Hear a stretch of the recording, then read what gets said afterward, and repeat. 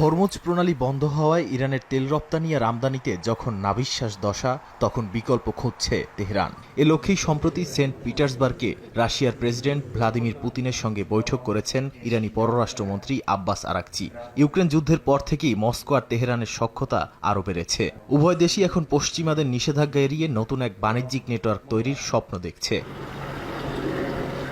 এই সম্পর্কের মেরুদণ্ড হল international north south transport corridor বা আইএনএসটিসি। কাস্পিয়ান সাগরের বন্দর আর রেলপথ ব্যবহার করে রাশিয়ার গম, ধাতু আর শিল্পপণ্য যাচ্ছে ইরানে। এমনকি 2024 সালে দুই দেশের দ্বিপাক্ষিক বাণিজ্য পৌঁছায় $4.8 বিলিয়ন।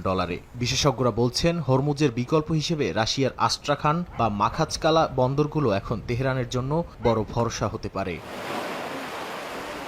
তবে মুদ্রার উল্টো পিঠও আছে। বিশ্লেষকরা মনে করিয়ে দিচ্ছেন, ইরানের মোট বাণিজ্যের প্রায় 90% হয় সমুদ্রপথে। রেলপথ বা সড়কপথে সেই বিপুল পরিমাণ পণ্য পরিবহন করা যেমন ব্যয়বহুল, তেমনি সময় সাপেক্ষ।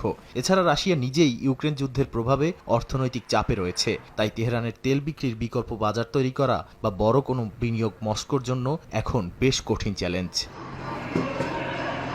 ভূরাজনীতিবিদদের মতে, ইরানকে টিকিয়ে রাখা রাশিয়ার জন্য কৌশলগতভাবে লাভজনক, কারণ ইরান টিকে থাকলে বিশ্ববাজারে তেলের দাম চড়া থাকবে, আর সেটাই রাশিয়ার যুদ্ধ অর্থনীতিতে যোগাবে বাড়তি জ্বালানি। আবার একটি শক্তিশালী পশ্চিমা বিরোধী মিত্রকেও হাতছাড়া করতে চায় না ক্রেমলিন। তবে এই লাইফলাইন শেষ পর্যন্ত কতটা কার্যকর হবে তা নির্ভর করছে উত্তর দক্ষিণ করিডোরের অসম্পূর্ণ কাজ দ্রুত শেষ করার উপর।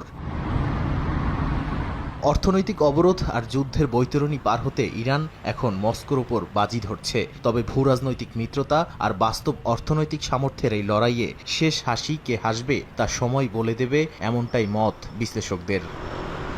নাদিম মারজান, সময় সংবাদ।